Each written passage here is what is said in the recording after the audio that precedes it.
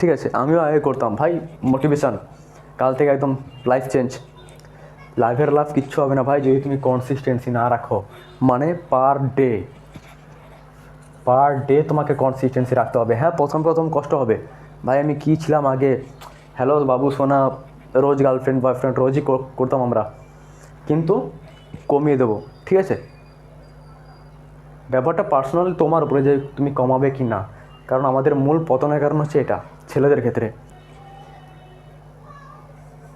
এখন একটাই কথা জিজ্ঞেস করে, 25 বছর বয়স হয়ে গেছে তোমার, কেউ তোমাকে জিজ্ঞেস করো না তোমার ছেলে কি সুন্দর, দেখতে ভালো, ঠিকঠাক আছে তো, শরীর ফরীর সব ভালো আছে তো। দেখে না ভাই, খালি একটা জিনিস দেখে, তোমার ছেলে কত টাকা ইনকাম করে।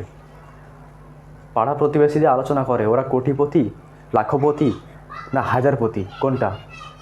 এরকম হয় ভাই।